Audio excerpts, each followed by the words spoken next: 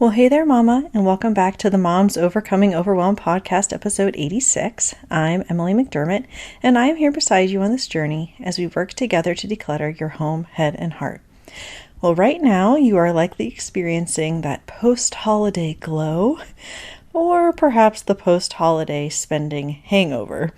And even if you didn't blow your budget in 2023, you may still struggle with impulse purchases, and you are not alone.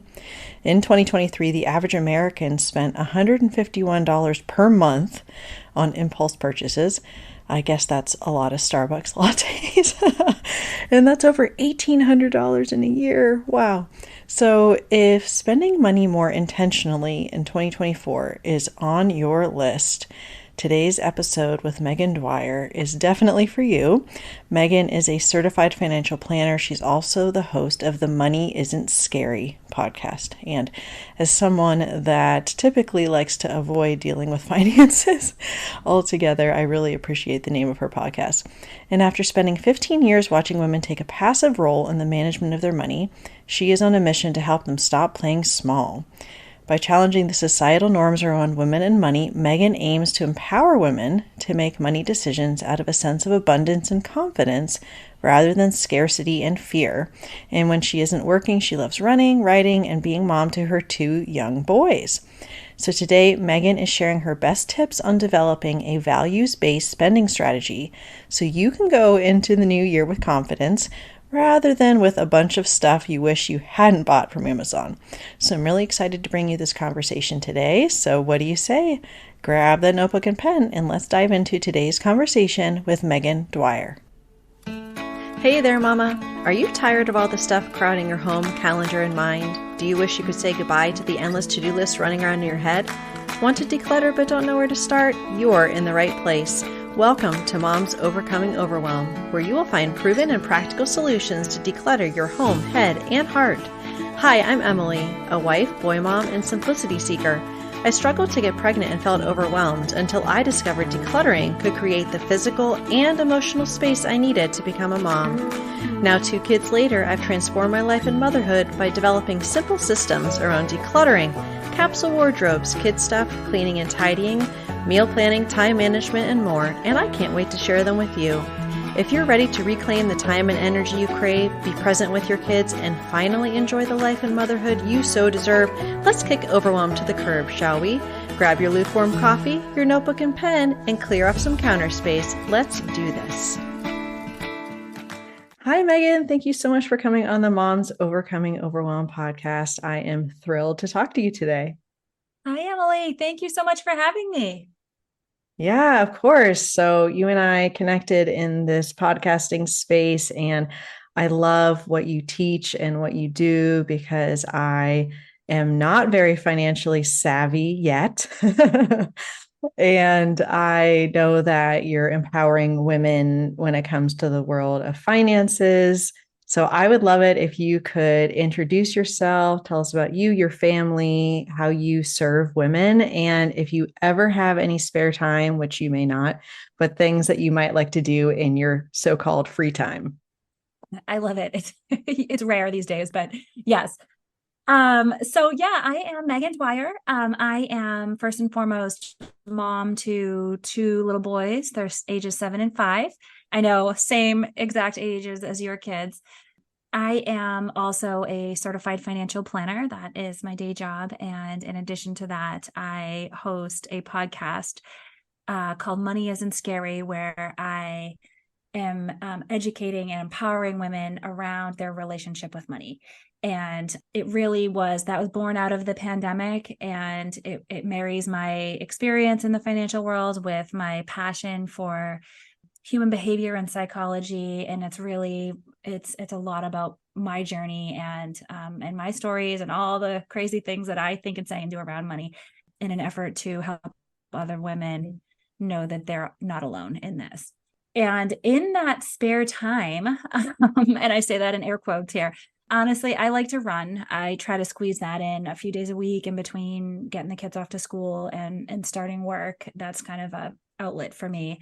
And I also love yoga. I don't do it enough, but I crave it. And I do love my solo trips to Target. I'm not going to lie. So yeah, I also don't get to do those that often, but when I do, I enjoy them. Yes, there is something lovely about a solo trip anywhere, but Target definitely is designed with moms in mind. So I think that I know that's a special kind Oh of yeah. pleasure going to Target. And so on our lovely show here, Moms Overcoming Overwhelm, I love finding out about the areas of expertise of my guests, but also finding out how they have overcome overwhelm in their own motherhood through simplifying or decluttering or just streamlining. When you're raising the white flag of surrender, you're like, oh my gosh, I can't take this anymore. And then being able to make a change. So if you can tell us about a time, and this doesn't have to be specifically around finances, it could be about something else, but where you just were feeling really overwhelmed in your life and motherhood. And then you're like, okay, something needs to change. And tell us a little bit about what change you made. Yeah, this is such a great question. Thank you for asking because it brings the authenticity and the realness that we're all experiencing into these conversations. So I think it's awesome. So I wouldn't say I have one experience, honestly, of overwhelm. I think it's a lot and a lot of experiences that I've had, and I think this is a stage, right? So I am a full-time working mom. I work from home in addition to doing the podcast and the work that I'm doing there and juggling my kids, right? And I feel overwhelmed a lot with everything that I have to juggle. Fall in particular is always a really busy time for me with meetings. And last year I remember being completely fried. I wasn't really taking the time to take care of myself because everyone needed me and I essentially had no capacity left. But at the same time, through all my kind of personal work, I knew that not taking care of myself was not serving me and it wasn't helping me. Mindset is huge for me and for my mental health. And so I knew that that's what needed to be addressed for me first and foremost when I was kind of going through this burnout period. So I focused my energy there. In addition to prioritizing sleep, I just really started practicing self compassion and being more gentle with myself.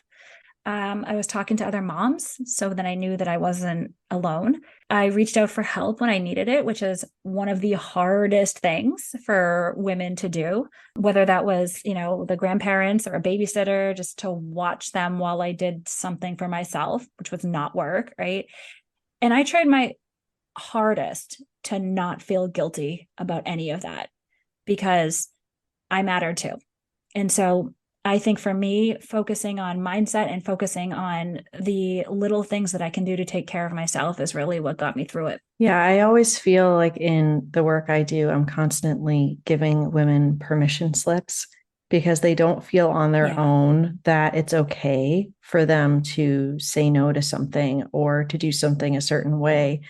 And I think when it comes to that self compassion and self care piece, it really is every voice in our head that we either got from our own caregivers or from society or from social media or whoever is telling us, you should be doing something else right now. Like, this is not how you should be spending your time. And it's really being able to say, but no, like, I need to be able to get to a place like we've talked about, where I'm not feeling overwhelmed. I'm not feeling like I'm exceeding my capacity.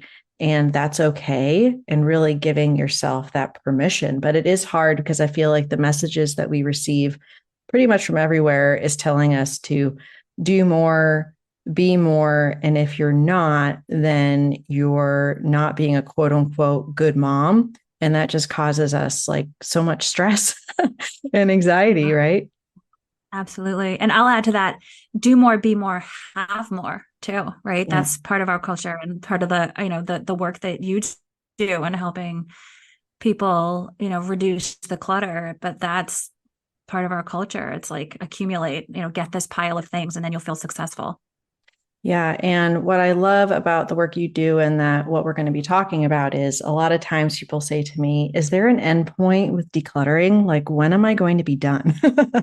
And I Yeah. always say, well, Never. there's not really an end point because as long as you are changing and your kids are changing and growing, there's always going to be stuff kind of flowing in and out.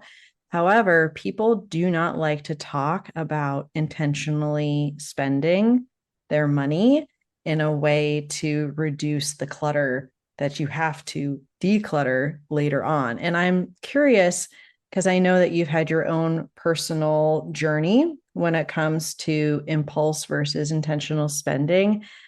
Why do you think that women and especially moms struggle so much with intentional purchasing and often result to those impulse purchases, and then we end up having the stuff with the tags on them, or we have bags of things that should have been returned probably 6 months ago and they never were, and they're just sitting around, and it is that extra feeling of guilt then for wasting money.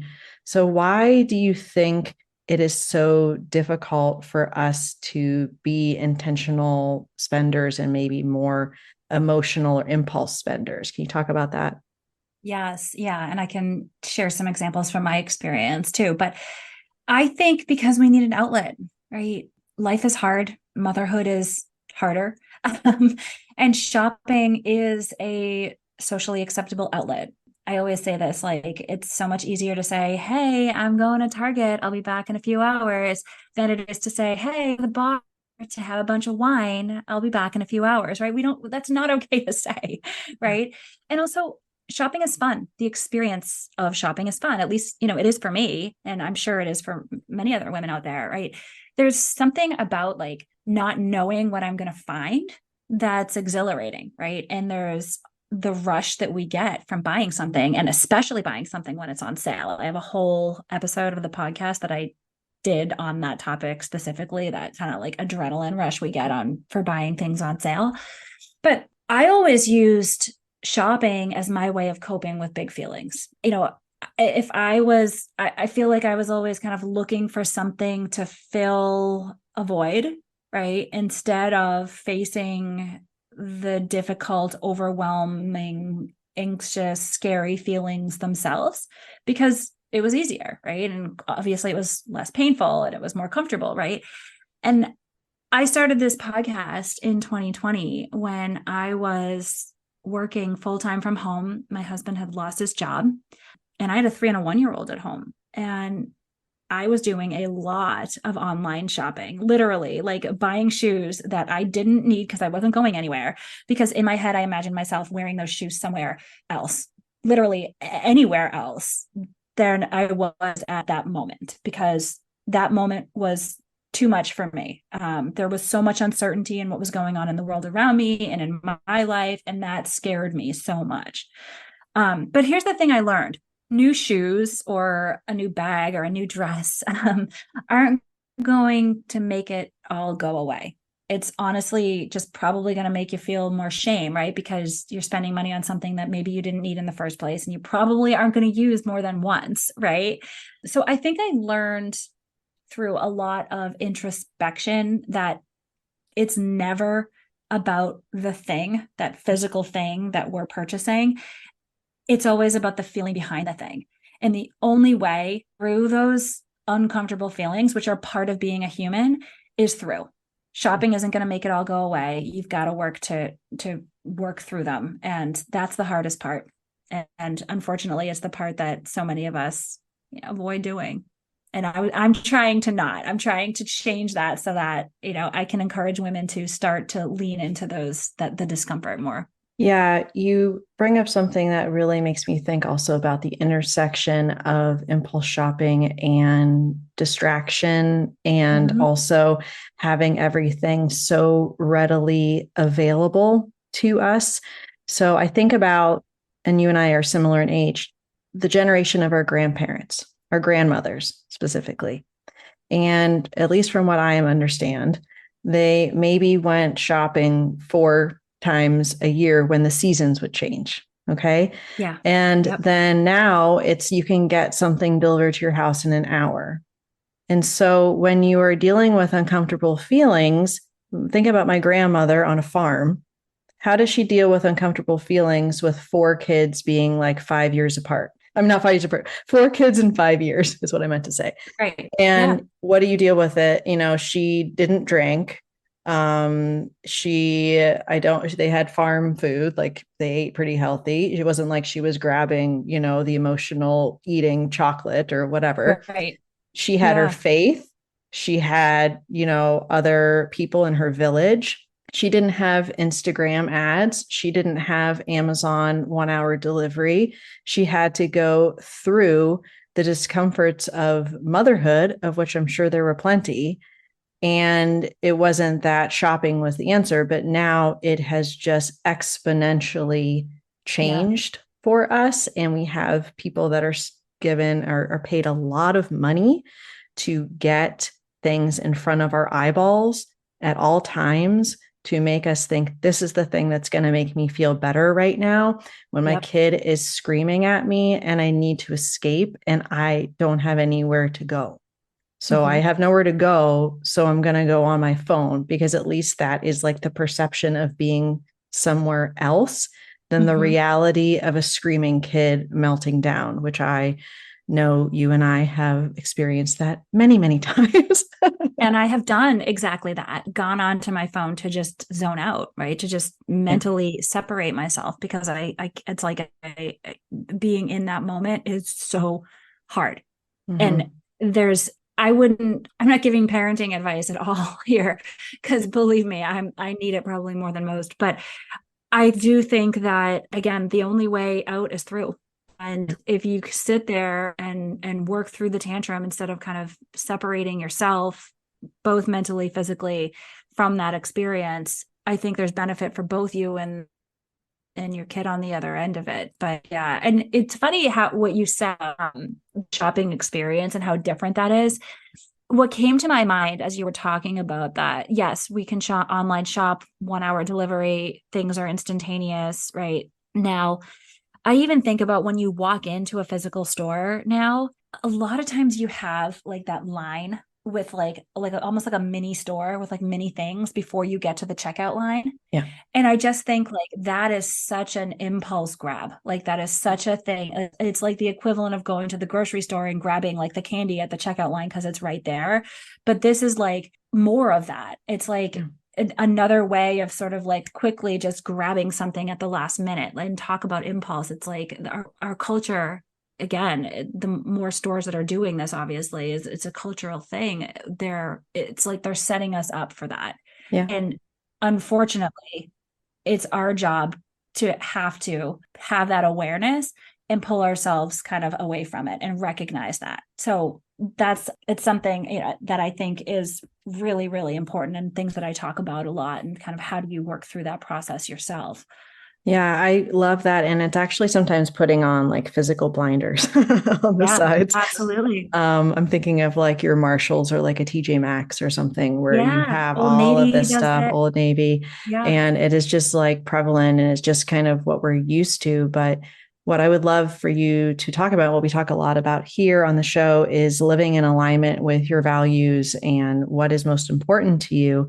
And you talk a lot about having a values based spending strategy. So Yeah. it's easier, it's still hard, but it's easier to put those blinders on because you can recognize anything that is I'm in my peripheral view is not in alignment with the values that I have and this values-based spending strategy that is reflective of what matters most to me. So can you talk a little bit about how an overwhelmed mom who maybe struggles with these impulse shopping tendencies can develop a very simple values-based spending strategy? Yeah. And what I'm going to talk about here is all the soft stuff. This is not about numbers. I'm not going to give you Yeah. budgeting tools or tips because that's not what I am about, right? I can do that and I'm happy to talk through that with you, but this is not the conversation that I want to have with people. But I really think through my own inner work, I've been able to, I wouldn't say stop, but maybe reduce buying things because of some of the self-awareness that I've had, right? So I find now I'm at a point where I don't necessarily get that urge to spend money when I'm having a hard day because I know that there's other tools in the toolbox. It's a tool. It's out there. You can do that. But I also know that it's not going to help me long term, right? So I think there's a few steps to this kind of values based strategy. So the first thing is you got to know your values, you got to connect with them. So if you don't even know where to start, there are core values exercises out there that I actually talk about. And I love these because I just find them so fun. I'm happy to share it with you as well, but there's exercises where literally it's a list. It's a list of 30 to 40 different core values. And you start by circling your top 10, just the top 10 that, whatever resonates with you. Right. And then you kind of like narrow it down a little bit further. You take another look at it, until you end up with maybe like 3 to 5, right, of your top values. And I think it's just a really fun exercise to do on consistent basis, just because I think the last time I remember doing this exercise when 5 years ago, but 5 years ago, my priorities were very, very different than my priorities are now. Right. So I think it's important to do this exercise on a continuous basis. So there's that piece, right? Like, let's actually align and connect with our values and know what those are, what's important to us. Then I think it's important to start to actually look through your transactions. And I don't mean this in like a shameful way or a judgmental way. And I think what's important here is just be curious, right? So go pull up your bank and your credit card statements and just start to look through it a little bit. See if you can kind of maybe see any patterns or any spending habits, and see if you're spending in the whatever, pick a period of time, last month or the last couple of months, see where your spending has aligned with those values that we just came up with, right? And what doesn't, right? And this, I think, just doing this exercise alone is actually really, really eye-opening and empowering, because you can actually kind of start to see like the difference, or maybe the disconnect between what matters to you and what your actions are, right? And so that might be why you may be feeling some guilt or shame, because things aren't in alignment there. So I think just do this without judgment, massive self-compassion here, you guys, because women are so hard on themselves. And I think we need to approach all of this with mindfulness and kindness to ourselves. And so I think the last part to this is really begin to develop that self-awareness. So in addition to the values that we talked about, in addition to kind of seeing maybe your spending habits, start to be a little more conscious of maybe when and how stress comes up in your life. What are your triggers? What does your day look like? What are the patterns kind of flow? When do you tend to maybe get more anxious than others, right? These are all really important parts of the equation here. And this is more, I'm just going to say, like, this exercise is about so much more than just budgeting and saving money. It is about creating a healthy and intuitive relationship with yourself. I believe that your relationship with money is directly aligned with your relationship with yourself. So once we have that kind of healthy baseline or foundation, then we can kind of take it to the next level and start to work through the perception and the relationship with money. That is really fascinating and incredibly helpful. And I have done core values exercises, but I never really looked at it as how it would impact how I'm spending my money necessarily. It would be more, I guess, how I'm spending my time. But, if you say one of your core values is generosity, then the question is, okay, well, how am I able to be generous? And maybe that is with your time, but if it is with your finances and then you're doing all of these impulsive purchases, again, there's that misalignment. But the other thing that I love that I always try to remind myself is that self-compassion piece and having the curiosity. I have heard the term data over drama. Oh, I like which that. I love that, because you're just looking at the numbers. It's not that the numbers are saying anything negative about you. You, again, are being curious. Oh, that's interesting. I tend to look at Instagram ads as I'm scrolling Instagram right before bed. Maybe instead of being on Instagram before bed, I can try reading a book this week and see if that changes how I'm impacted by those ads. So you have that self-awareness, understanding your triggers, and again, having that more holistic view of short-term dopamine hit versus long-term happiness and health. So if I know, this is just an example from what you said earlier about how it's not socially acceptable necessarily to go to a bar for 2 hours, but it is by yourself. Okay, right, to as go a way to to Target. decompress. Yeah. And so I was having my, glass of wine every day at 5 p.m. because I felt like, well, first of all, 5 p.m. is socially acceptable. It's not 4. And Yeah. second of all, I've had a really crazy day. And so this is how I'm going to unwind. Well, I noticed it was messing up my sleep just constantly. And as I get older, sleep also really shows on my face whether I get sleep or not. And I Yeah. was like, Yeah. okay, I have to look at the long term. In the short term, yes, it is an enjoyable in the moment and calming me, or so I think. But long term, it was messing up my ability to fully rest and sleep. And so I had to make a decision about that short term gain versus long term health. And so I'm no longer doing that. And it's been really huge with my sleep, but also my anxiety levels, which again, anxiety might trigger you to do shopping or any of the other kind of coping mechanisms to deal with that anxiety and stress. So I think that that's really great because it's that long view, having that self compassion, and just really looking at patterns and habits and saying, oh, I'm aware of this habit. How can I change it, tweak it, replace it for something that is more healthy and in alignment with my values and goals? Absolutely. Yeah. And I think the key piece to this, which is again so hard for so many moms, is slowing down and tuning in and actually allowing ourselves the time and the space to listen to ourselves, because our emotions are always telling us things, our bodies are always telling us things. So we just need to allow ourselves some time away from the chaos in order to actually pay attention to what's coming up for us.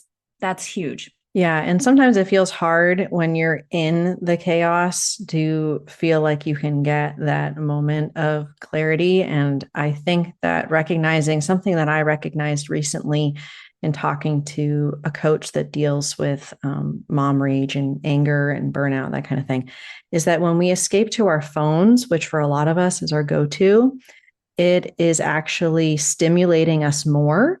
And so if Yeah. we are, in the presence of our kids, and you and I both have 2 boys, so we know, and they're screaming and pushing and yelling and wrestling and chaos, and it is very overstimulating. And I'm a highly sensitive person, so it really impacts Me me a too. lot. Yeah. So then it's kind of like, okay, well, where do I escape? I can't physically escape my home. I have to be here for my kids. But what do I do? And so then it is, okay, recognizing that the phone is actually stimulating me more. And what I need to do is just take that couple minutes of breathing or, just doing what you can in that moment to help. So that's really been eye opening for me because I feel like phones are always that go to escape. And that's where Right. it's so easy, not just for social media, but also to buy things because it's just like Oh so yeah. easy to do that, like we talked about earlier. It's a few clicks, right? And Amazon is, again, it's a few clicks. Our kids can even do it, right? And unfortunately they have before. And then, there's the packages at your door and, tomorrow morning or in an hour, depending on what you choose. And it's just crazy. It's like sometimes having the convenience, and that is just, it backfires. I think it's great, but it also can be really hard, and it can have a detrimental impact on us and our mental health. Yeah. And I just really appreciate all of the work that you're doing. And like I said, having that more holistic, values based, self compassion approach, that it is not just about the numbers and putting, dollars in buckets and, so to speak. Yeah. I just really feel like that is so important to look at the holistic picture. So I would love it if you could tell us all the ways that the listeners can connect with you, because I know that they're going to want to listen to the podcast and find out everything you have going on. So can you share that with us, please? Yeah, thank you. Yes, the podcast is called Money Isn't Scary. You can find that anywhere you listen to podcasts. You can also check out my website, which is just moneyisn'tscary.com. You can download, I have a little freebie on there, 5 things all moms need to know about money. A lot of them we talked about today. And you can also follow me on social media. I'm on Instagram and Facebook, both just at Money Isn't Scary. Wonderful. Well, I will link all of those things in the show notes. And thank you so much, Megan. This was such a wonderful, refreshing conversation and helps me also to translate some of these things I talk about into the money and financial space. So it was really helpful for me. So thank you so much for coming on the show. Yeah, thank you so much for having me. This was a lot of fun. If you like today's podcast, here's what you can do. Just take 30 seconds to leave me a review. I know you're a busy mama. You're overwhelmed, in fact. But 30 seconds of your day makes such an impact. I'll be blessed by your words. They'll definitely make my day. And who knows, you might be entered for this month's giveaway. In Apple Podcasts, scroll down to write a review. Thanks so much for your time. I'm so grateful for you.